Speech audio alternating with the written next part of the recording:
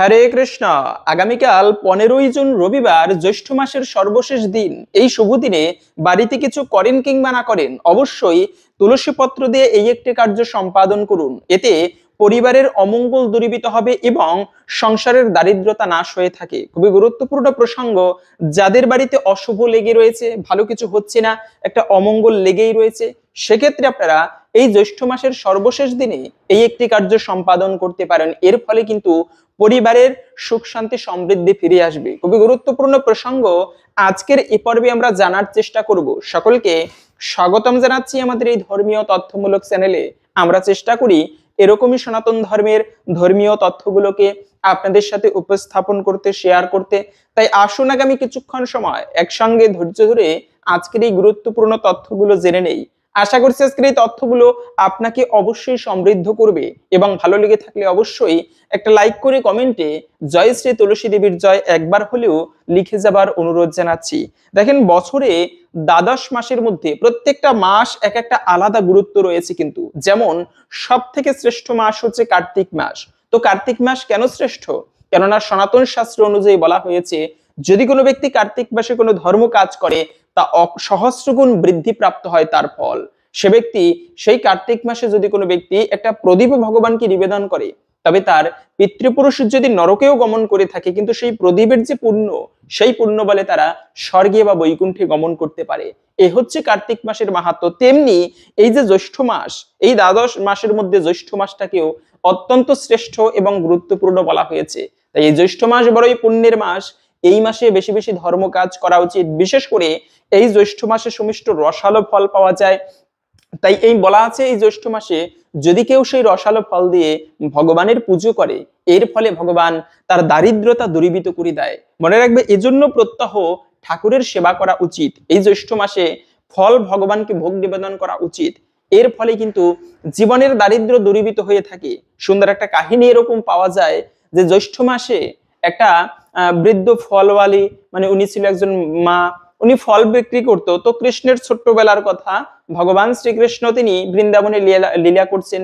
এমন সময় দেখলেন একটা বুড়িমা, তিনি মাথায় করে ফল নিয়ে যাচ্ছেন বিক্রি করার জন্য। কৃষ্ণ দেখে কান্না করতে লাগলো ফল খাবে বলে। তখন সেই বুড়িমা, তার দয়া হলো কৃষ্ণের প্রতি, যদিও কৃষ্ণ ভগবান। তো বুড়িমা তখন কি করেছে, তার মাথা থেকে কিছু ফল নামিয়ে সেই কৃষ্ণকে 2 হাত ভর্তি করে কৃষ্ণকে নিবেদন করেছে। এই যে দান করেছে কৃষ্ণকে, এর ফলে যখন সেই বুড়িমা বাড়িতে গেল, তার সেই মাথার ঝোলার মধ্যে দেখতে লাগলো ধন রত্নে পরিপূর্ণ। তাই এই মাসে ভগবানকে যদি কিছু দেওয়া হয়, আমরা এজন্য মূলত এই জ্যৈষ্ঠ মাসের সব থেকে শ্রেষ্ঠ কাজ হচ্ছে, আপনারা দারিদ্রতা দূরীভূত করতে চাইলে পরিবারের, তবে দান করতে পারেন। কেননা দান করার উপরে এত বড় মানে ধর্ম এই কলিযুগে নেই। কলিযুগে 2টি ধর্ম বিদ্যমান। এক হচ্ছে ভগবানের নাম সংকীর্তন করা, দ্বিতীয়ত হচ্ছে দান করা। আর এই দানে দ্রব্যেন শুদ্ধতি, দানের মাধ্যমে ধন কখনো কমে না, যেমনটা এই বুড়িমায়ের হয়েছে। বুড়িমা কৃষ্ণের হাত ভরে দান করেছে, যার ফলে সেই বুড়িমা বাড়িতে গিয়ে দেখতে লাগলো যে তার সেই ঝোলার মধ্যে এত ধনরত্ন পরিপূর্ণ। এই জ্যৈষ্ঠ মাসে বেশি করে আপনি ভক্তদের দান করতে পারেন।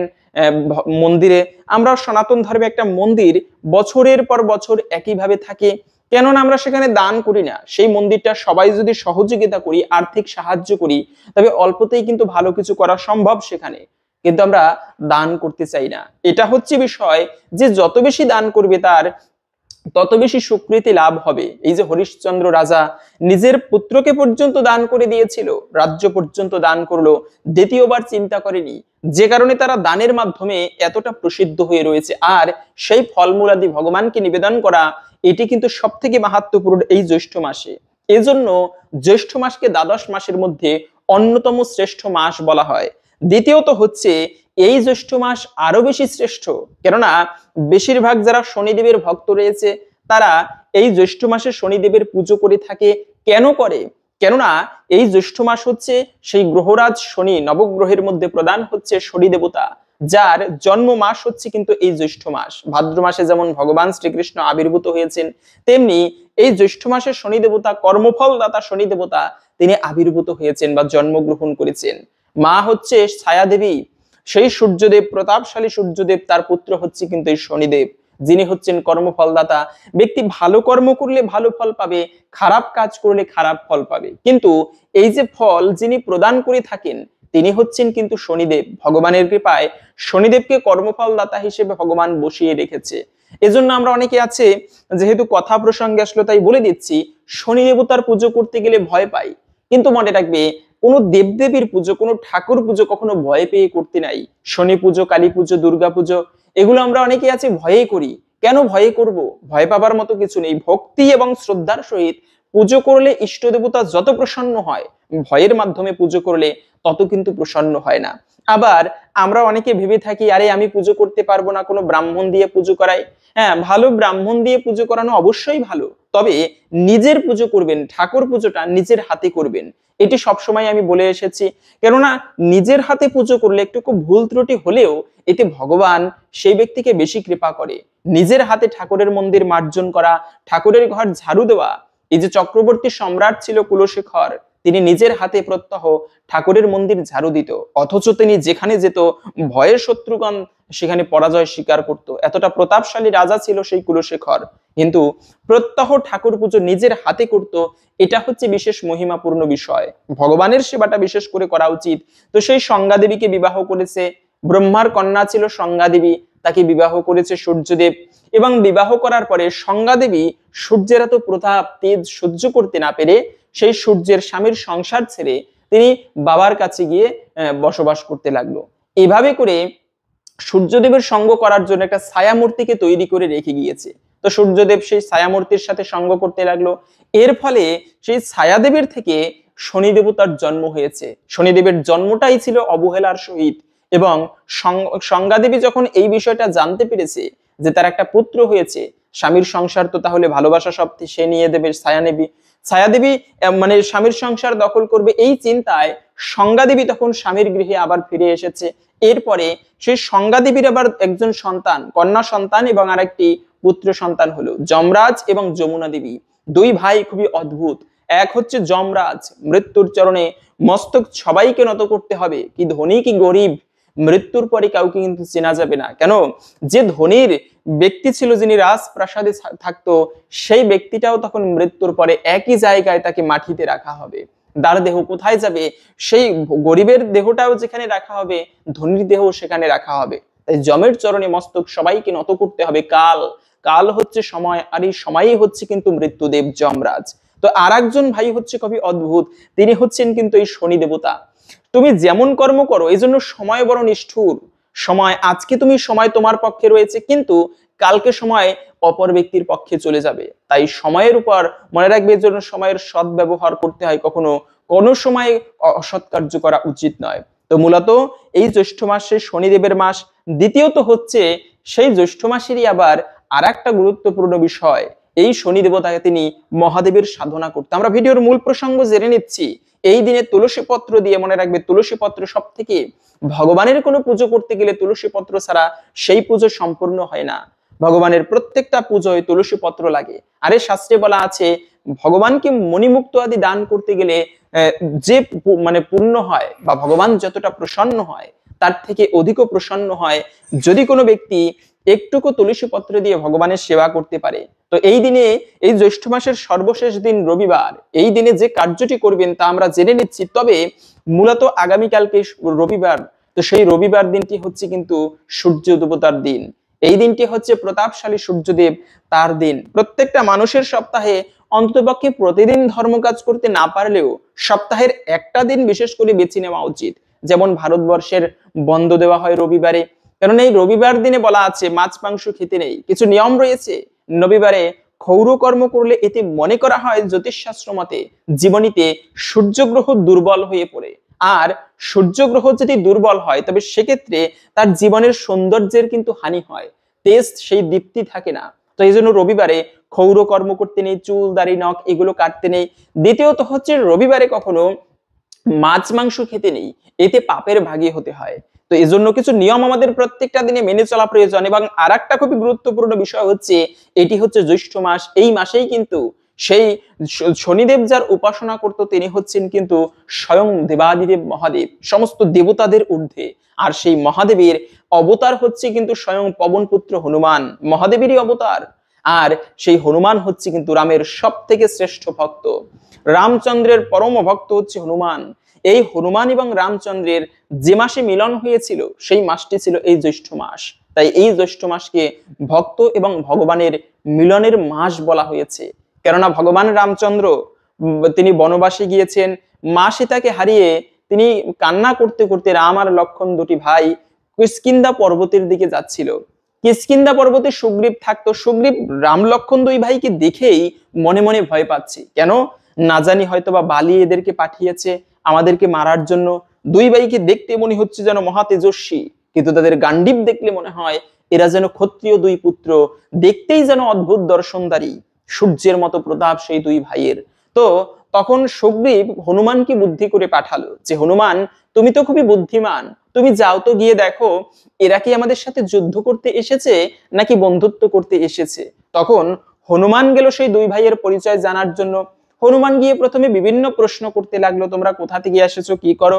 শেষ পর্যন্ত যখন প্রশ্ন করলো তোমাদের পিতার নাম কি, রাম বলতে লাগলো শান্তভাবে, আমি হচ্ছি দশরথ নন্দন জ্যেষ্ঠ ভ্রাতা রাম, আর এই হচ্ছে আমার ভাই লক্ষণ।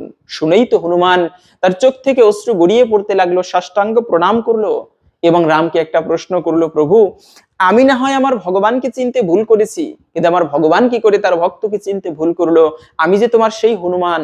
ভগবান রামচন্দ্র মৃদু হেসে বলল, হনুমান তুমি আমাকে চিনতে ভুল করতে পারো, কিন্তু আমি তোমাকে চিনতে ভুল করিনি। প্রথমেই আমি তোমাকে বুঝতে পেরেছিলাম যে আমার হনুমান, কিন্তু তারপরেও লীলা করার ছলে এই কার্যটুকু করলাম। তো মূলত সেই কাহিনীটা এই জ্যৈষ্ঠ মাসেই হয়েছিল, রাম এবং হনুমানের মিলন ঘটেছিল। তাই এই জ্যৈষ্ঠ মাসের সর্বশেষ দিনে আপনারা যদি কিছু নাও করেন তবে এই একটি কার্য করতে পারেন। জীবনীতে যদি অশুভ গ্রহের প্রকোপ থাকে তবে সেক্ষেত্রে সহজে কিন্তু ভালো কিছু হয় না। আর সেই বিশেষ করে শনি গ্রহের প্রভাব একটা খুবই গুরুত্বপূর্ণ বিষয়। শনির যাদের জীবনে শনিদেবের বক্র দৃষ্টি পড়ে এদের জীবনে কিন্তু সহজে ভালো কিছু হয় না, একটা অশুভ এবং অমঙ্গল লেগেই থাকে। আর সেই অশুভ দৃষ্টি দূরীভূত করার জন্য বলা আছে এই শনিবারে যদি কেউ শনিবার অথবা যে কোনো দিনে অন্ততপক্ষে জ্যৈষ্ঠ মাসের সর্বশেষ রবিবারে আপনারা হনুমান চল্লিশা পাঠ করতে পারেন। হনুমানের যারা ভক্ত হয় এদের উপরে কোনো গ্রহের কোনো প্রভাব খাটে না। আর রামের ভক্ত হলেও একই কথা, আর হনুমানের ভক্ত হলে রামচন্দ্র সেই ভক্তকেও কৃপা করে। তো আপনারা এই সর্বশেষ দিনে হনুমান পুজো করতে পারেন। যদিও এটি রবিবার, হনুমানের দিন হচ্ছে কিন্তু মঙ্গলবার, তথাপিও এই সর্বশেষ দিনে আপনারা সেই রামের ভক্ত পরম ভক্ত হনুমানের বিশেষ করে পুজো করতে পারেন। তবে একটা বিষয় হচ্ছে, অনেকে প্রশ্ন করে থাকে রবিবারে জন্মগ্রহণ করলে কি ফল লাভ হয়ে থাকে। মনে রাখবে রবিবারে যারা জন্মগ্রহণ করে জ্যোতিষশাস্ত্র মতে বলা হয়েছে সেই সমস্ত জাতক জাতিকারা দেখতে সাধারণত একটু দীপ্তিমান বা সৌন্দর্যবান হয়ে থাকে, এবং এই সমস্ত ব্যক্তিরা অনেক সময় এদের মধ্যে রাগ একটু বেশি হয়। এটা একটা বিষয় হচ্ছে, রাগ কিন্তু কখনো ভালো নয়। রাগ যতটা কমিয়ে রাখা যায়, রেগে গেলেন তো হেরে গেলেন, একটা কথা আছে। সাধু, তুমি যে সাধু পথে অগ্রসর হচ্ছে আধ্যাত্মিক জীবনে, এটা বোঝা যাবে তুমি রাগকে কতটা নিয়ন্ত্রিত করতে পেরেছো। তো রাগকে নিয়ন্ত্রিত করতে হবে।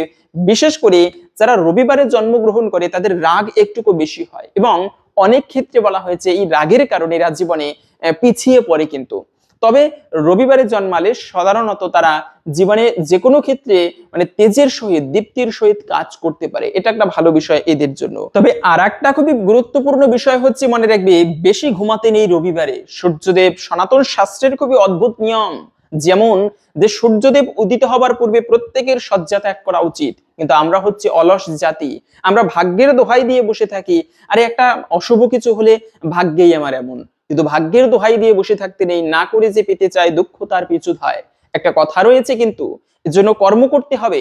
প্রত্যেক দিন খুবই ভোরে ভোরে ঘুম থেকে ওঠা উচিত। খেয়াল করে দেখবেন একটা কথাই রয়েছে এরকম, মর্নিং শোজ দ্য ডে। তোমার সারাদিন কেমন ভাবে কাটবে সকালবেলা তার একটা শিরোনাম বা ভূমিকা কিন্তু দেখিয়ে দেয়।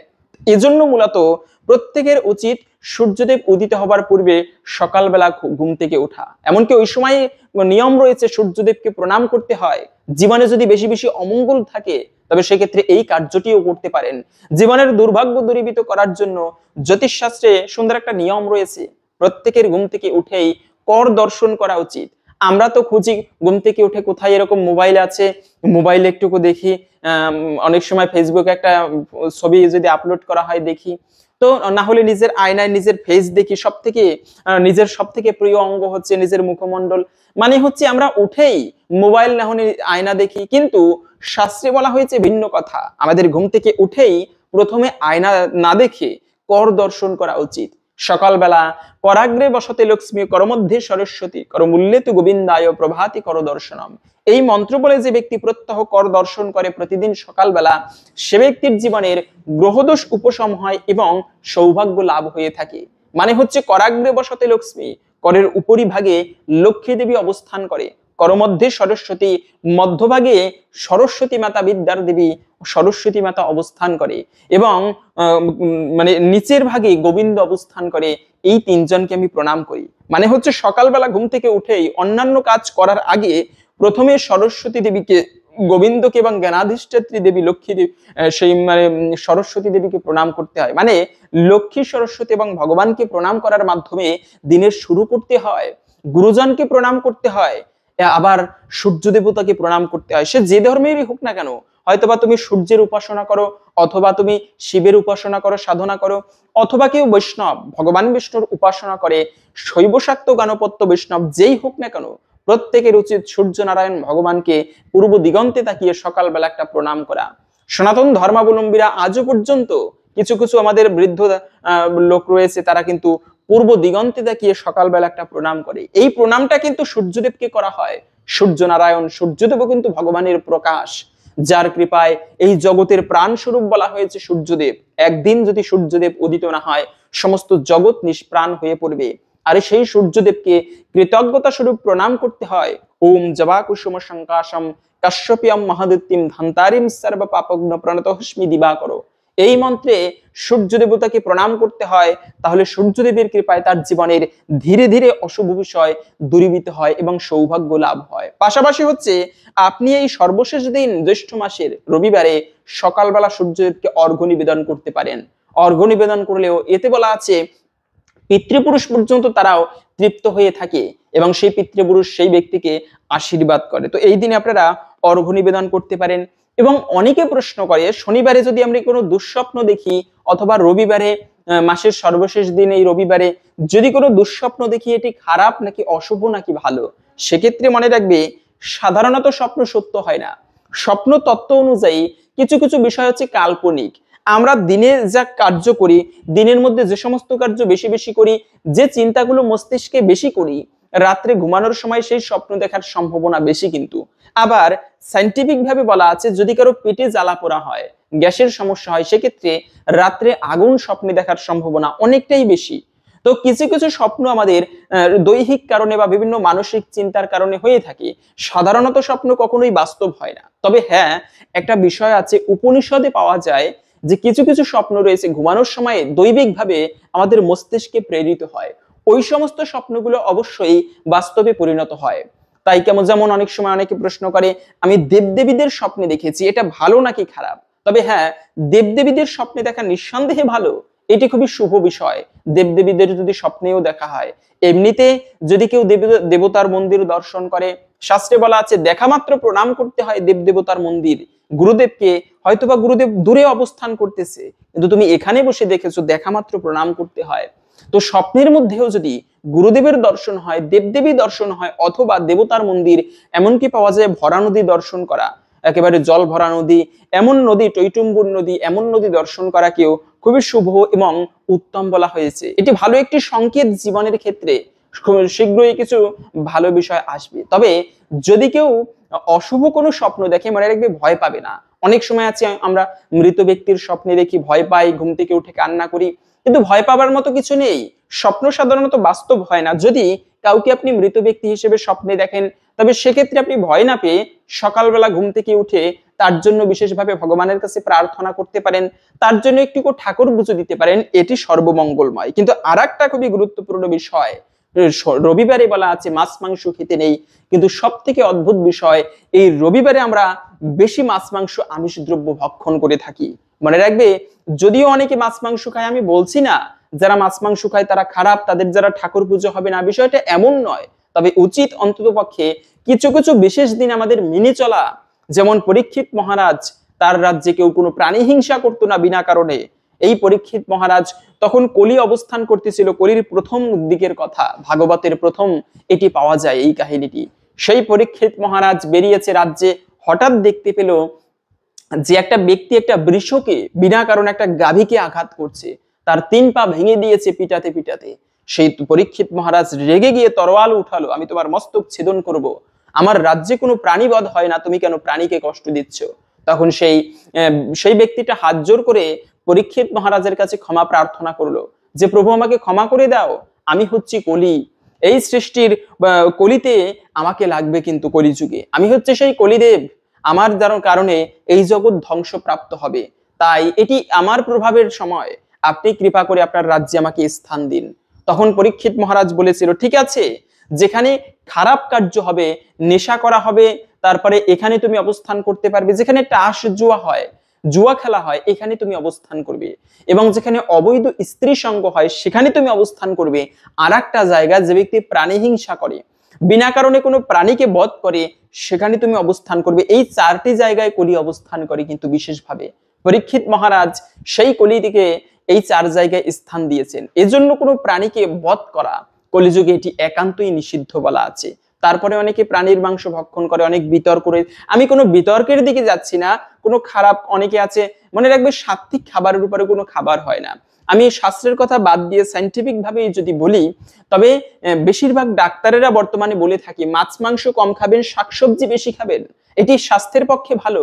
হাঁসের মাংসে বেশি কোলেস্টেরল, এতে শরীরে ভয়ানক ক্যান্সারের সৃষ্টি করে। এই যে যারা বিবাহের খাবার খায়, একটা রিসার্চে দেখা গিয়েছে বিবাহের খাবার খুবই মারাত্মকভাবে স্বাস্থ্যের জন্য ক্ষতিকর, হার্ট অ্যাটাকে বেশি ঝুঁকি আসে যারা এই সমস্ত অতিরিক্ত মশলাদার খাবার খেয়ে থাকে। কিন্তু আবার অতিরিক্ত রাত্রে ভোজন করতে নেই, তো সেক্ষেত্রে শাস্ত্রেও নিষেধ করা আছে। তবে যারা অন্ততপক্ষে খেয়ে থাকেন আমিষ খাবার, আমি তাদেরকে খারাপ বলছি না, কিন্তু কিছু শুভ দিনে অন্ততপক্ষে আমাদের মেনে চলা উচিত বিষয়গুলো।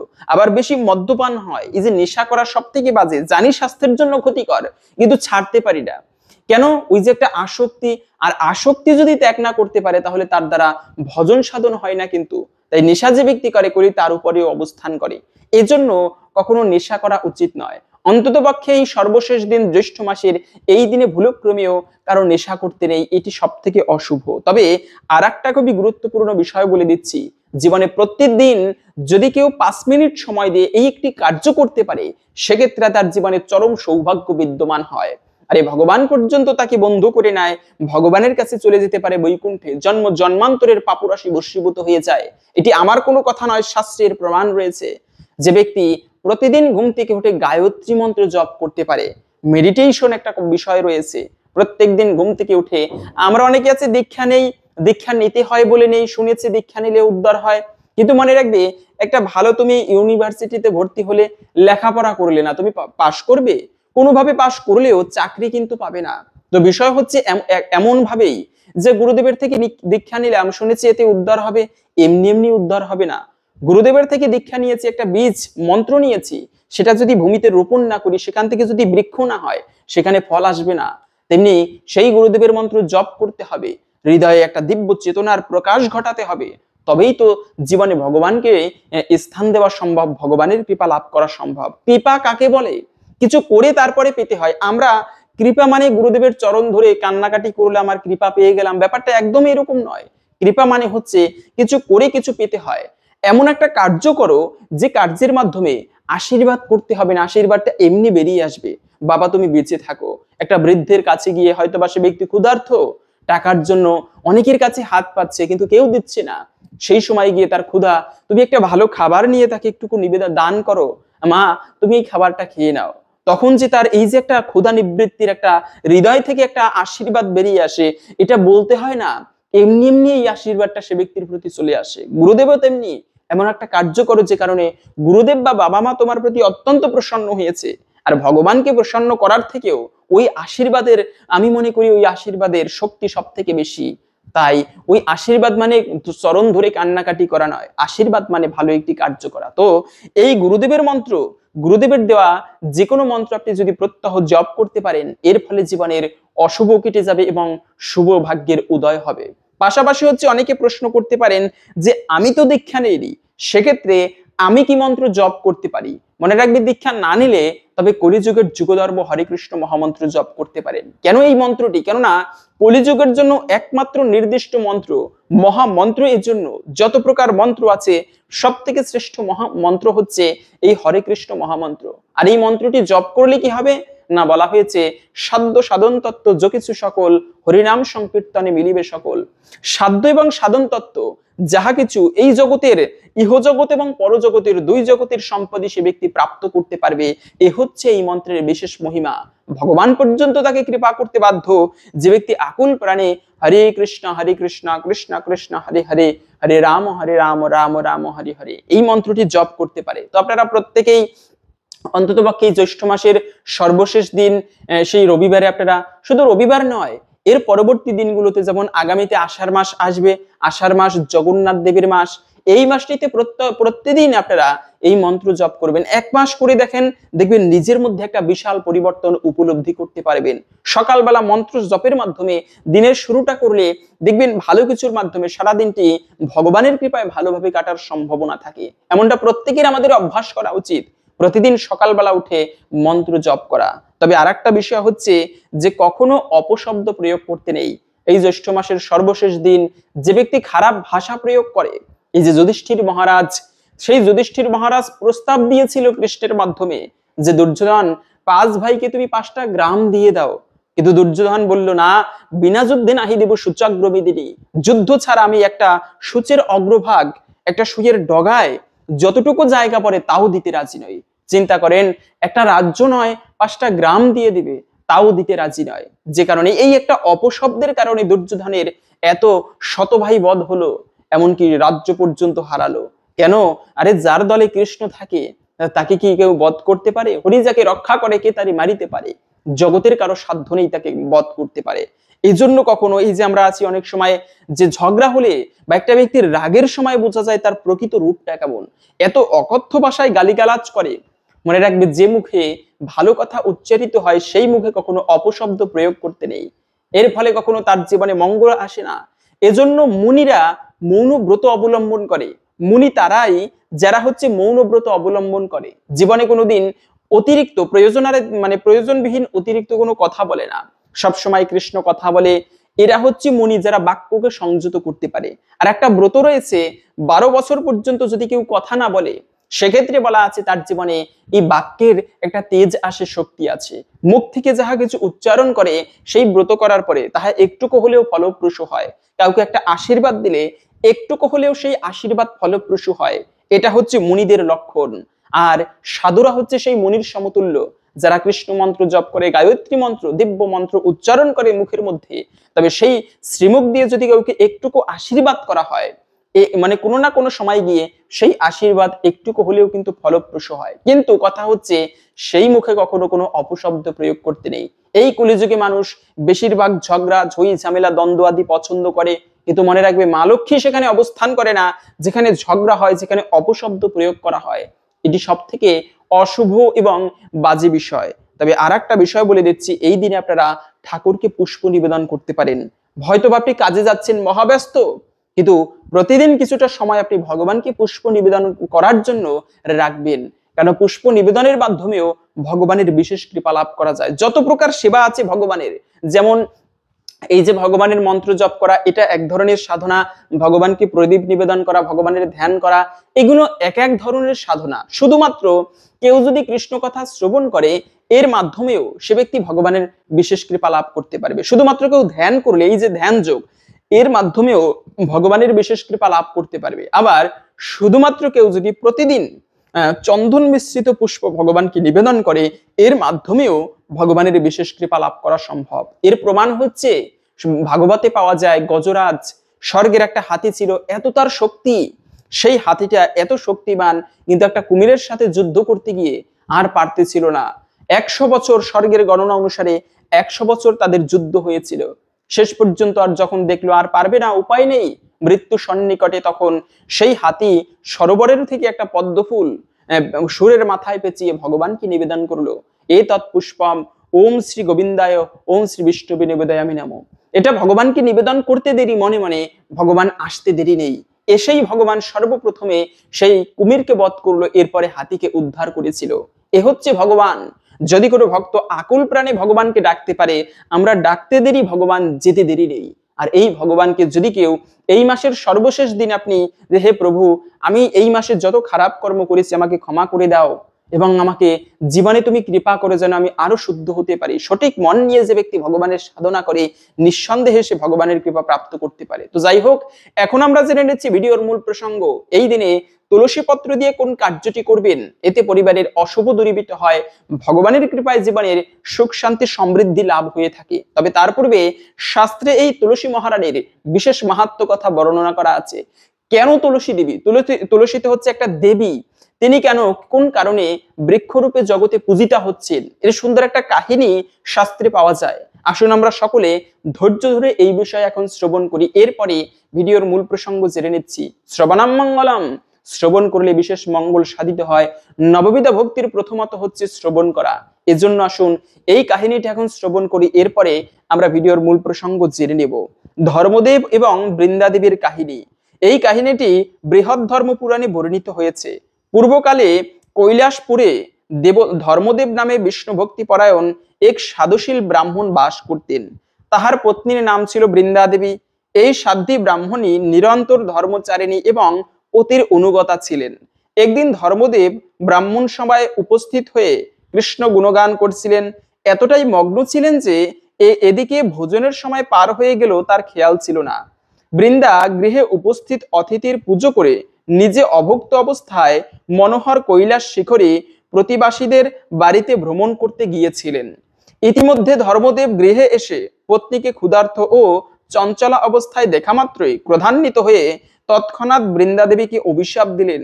তিনি বললেন, তুমি ক্ষুধার্তা হয়ে নিজে গৃহ পরিত্যাগ করে ইতস্তত ঘুরে বেড়াচ্ছ, এ তো সংসারের জন্য অমঙ্গল, সেই কারণে তোমার রাক্ষসী দেহ ধারণ করতে হবে। বৃন্দা তৎক্ষণাৎ ক্ষুধার্ত রাক্ষসী দেহ ধারণ করে পৃথিবীতে এসে সমস্ত জন্তু ভক্ষণ করতে লাগলো। কিন্তু রাক্ষসী পূর্বে স্মৃতি ভ্রমে গো, ব্রাহ্মণ এবং বৈষ্ণব প্রভৃতিকে হিংসা করত না। বহু সংখ্যক জীবের হত্যা হওয়াতে পৃথিবীতে হাড়ের পাহাড় তৈরি হলো। হাড়ের পাহাড়গুলো হাড়ের মালারূপে পৃথিবীতে বেষ্টন করে রইল। বৃন্দা একসময় কোনো জীব না পেয়ে 3 দিন উপবাস করে রইলেন। পরে ভক্ষণের জন্য জীবের খোঁজে কৈলাসে গমন করলেন। সেখানেও শৈব ছাড়া আর কোনো জীবসত্তা পেল না। তখন বৃন্দা 7 দিন অনাহারে থেকে শরীর ত্যাগ করলেন। একদিন মহাদেব পার্বতীর সাথে ভ্রমণ করতে করতে ওই স্থানে উপস্থিত হয়ে বললেন, এই রাক্ষসী একসময় ধর্মদেবের পত্নী রূপবতী বৃন্দা ছিলেন। অভিশাপবশে রাক্ষসী রূপ ধারণ করেও গো, ব্রাহ্মণ ও বৈষ্ণব হিংসা করেনি। এর দেহ নিষ্ফল হওয়া উচিত নয়। আমার বচন অনুসারে এই বৃন্দা ধরাতলে বৃক্ষরূপে জন্মগ্রহণ করে জগৎপ্রভু শ্রীহরির প্রীতিবিধান করবে। এই বৃন্দা তরুরূপে প্রাদুর্ভূত হলেও তার পত্রে শ্রীবিষ্ণুর অর্চনা হবে। এই পত্র ছাড়া মণিমুক্তা প্রবৃত্তি কিছুতেই নারায়ণের পুজো সম্পূর্ণ হবে না। এই বৃন্দা বৃক্ষরূপে তুলসী নামে খ্যাত হবে জগতে। এর পত্র পবিত্র থেকে পবিত্রতম জানবে। এই তুলসীর প্রতি দলে শ্রীবিষ্ণুর 12 অক্ষর মন্ত্র বিরাজিত থাকবে।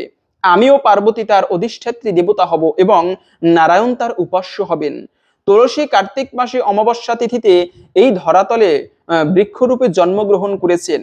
কার্তিক মাসে তুলসী দল দিয়ে যারা নারায়ণের অর্চনা করেন এবং দর্শন, স্পর্শ, ধ্যান, প্রণাম, অর্চন, রোপণ এবং জল সিঞ্চন করেন, তারা কোটি সহস্র যুগ হরিগৃহে বাস করেন। যারা তুলসী বৃক্ষ রোপণ করেন, ওই গাছের মূল যতদূর পর্যন্ত বিস্তৃত হতে থাকে তত সহস্র যুগ পরিমাণ তাদের পূর্ণ বিস্তৃত হয়ে থাকে। তুলসী দল দিয়ে যে ভগবান নারায়ণের পুজো করে তার জন্মার্জিত পাপরাশি বিনষ্ট হয়ে যায়। এই ছিল মূলত তুলসী মানে বৃক্ষের মহিমা। আশা করি বুঝতে পেরেছেন এই তুলসী দেবী কেন জগতে বৃক্ষরূপে পূজনীয় হয়ে আসছে। তো এই শুভ দিনে, জ্যৈষ্ঠ মাসের সর্বশেষ দিন, এই দিনে তুলসী পত্র দিয়ে কোন কার্যটি করবেন মনে রাখবে, এখানে স্বয়ং মহাদেব বলেছেন, আমার কোনো কথা নয়। যে ব্যক্তি মণিমুক্ত আদি দান করলেও ভগবানের পুজো সম্পূর্ণ হয় না, পক্ষান্তরে ভগবানকে তুলসী পত্র দিয়ে পুজো করলে ভগবান যতটা প্রসন্ন হয়। তাই এই শুভ দিনে আপনারা কিছু করেন কিংবা না করেন, অবশ্যই তুলসী পত্র দিয়ে ভগবানের বিশেষ পুজো করবেন। কেন? তুলসী পত্র হচ্ছে ভগবানের সব থেকে প্রিয়। আর এই তুলসী কাষ্ঠ মালা বিভূষিত ভ্রমাতি ইউদি দুঃস্বপ্নম দুর্নিমিত্তাঞ্চ নভয়ম শস্ত্রজম কুচিত। যে ব্যক্তি তুলসী কাষ্ঠের মালা ধারণ করে জগতে ভ্রমণ করে তার দুঃস্বপ্নের ভয় নেই, দুর্নিমিত্তাঞ্চ কোনো অস্ত্র শস্ত্রের ভয় নেই, নভয়ম শস্ত্রজম কুচিত, সমস্ত ভয় থেকে সে ব্যক্তি পরিত্রাণ পায়। এমনটা হচ্ছে এই তুলসী কাষ্ঠের মালার গুণ। এমনকি স্বয়ং যমব্রহ্ম নারদ সংবাদে যমরাজ নিজে বলেছেন যমদূতদেরকে যে হে যমদূতগণ তোমরা শুনে রাখো, যেখানে তুলসী বৃক্ষের পরিচর্যা করবে যে ব্যক্তি এবং যার কণ্ঠে তুলসী কাষ্ঠের মালা বিদ্যমান তাহাদিগকে দর্শন করে তোমরা এই তাকে যমলোকে নিয়ে আসবে না। তাই এই দিনে তুলসী পত্র এক জায়গায় রেখে দিলেই কি মঙ্গল হবে? বিষয়টা একদম এরকম নয়। একটা তুলসী পত্র দিয়ে আপনি এই দিনে 2টি তুলসী পত্র ভগবানের 2 চরণে নিবেদন করুন। আর এই বলা আছে বেশি বেশি যদি বিপদ আপদ হয় তবে সেক্ষেত্রে 108টা তুলসী পত্র যদি কেউ ভগবান নৃসিংহদেবের চরণে নিবেদন করতে পারে, এর ফলে তার জীবনের সেই অশুভ কেটে যায় এবং ভগবান নৃসিংহদেব তাকে সমস্ত বিপদ থেকে রক্ষা করে থাকে। পাশাপাশি হচ্ছে এই তুলসী পত্র দিয়ে বিষ্ণু ধর্মোত্তর গ্রন্থে এই কথা পাওয়া যায় যে তুলসী দল মাত্রেন জলস্য চুলকেন বা বিক্রিণীতে সমাত্মানাম ভক্তেভ্য ভক্তবৎসলা। যদি কোনো ব্যক্তি তুলসী দল শত তুলসী পত্রের সাথে 1 গ্লাস জল ভগবানের চরণে নিবেদন করতে পারে, এতে ভগবান এত প্রসন্ন হয় যে বিক্রিণীতে সমাত্মানাম, ভগবান সেই ভক্তের চরণে নিজেকেই পর্যন্ত বিক্রি করে দেয়। এতটা ভগবান ভক্তবৎসল, তার ভগবান এতটা পছন্দ করে সেই তুলসী মহারানীকে। তো আপনারা এই শুভ দিনে তুলসী পত্র দিয়ে হরির সেবা করুন। আর ভগবানের যদি কৃপা হয়, কিসের অশুভ, হরি যাকে রক্ষা করে কে তারে মারিতে পারে, জগতের কারো সাধ্য নেই তার অশুভ ঘটাতে পারে। তবে একটা প্রশ্ন অনেকে করতে পারেন যে এটি রবিবার, এটি হচ্ছে জ্যৈষ্ঠ মাসের সর্বশেষ দিন রবিবার, কিন্তু এই রবিবারে সেই তুলসী পত্র চয়ন করা যাবে কিনা বা তুলসীর সেবা করা যাবে কিনা? কেননা অনেকে আছে বলে থাকে রবিবারে তুলসী বৃক্ষে জল দিতে নেই, এতে অমঙ্গল হয়। কিন্তু মনে রাখবে তুলসী দেবী হচ্ছে একটা বৃক্ষ, তার যে কোনো দিনে পরিচর্যা করা যাবে, সেটা হোক রবিবার, হোক একাদশীর দিন অথবা পূর্ণিমা অমাবস্যা, যে কোনো দিনে তুলসী দেবীর পরিচর্যা করা যাবে। তবে একটা বিষয় মনে রাখবেন, সন্ধ্যাকালের পরে তুলসীতে জল দিতে নেই, তুলসী দেবীর পরিচর্যা করতে নেই। আপনারা সূর্যোদয়ের সকালে এবং বিকালে তুলসী দেবীর পরিচর্যা করতে পারেন। এবং এটা মনে রাখবে কখনো তুলসী পত্র সেটা হচ্ছে রবিবার, পূর্ণিমা অমাবস্যা, একাদশী এই সমস্ত দিনে কখনো তুলসী পত্র চয়ন করতে নেই। এতে হরির মস্তক ছেদন করলে যে পাপ হয় সেই পাপের ভাগী হতে হয়, এটা হচ্ছে বিষয়। তো আশা করছি আজকের এই গুরুত্বপূর্ণ তথ্যগুলো জেনে আপনি একটু হলেও সমৃদ্ধ হয়েছেন। ভালো লেগে থাকলে অবশ্যই একটা লাইক করে কমেন্টে জয় শ্রী তুলসী মহারানীর জয় একবার হলেও লিখে যাবার অনুরোধ জানাচ্ছি। ভগবানের কৃপায়, তুলসী দেবীর কৃপায় সকলের জীবনে মঙ্গল হোক এই কামনা করে আজকের ভিডিওটি এখানে সমাপ্ত করছি। হরে কৃষ্ণ।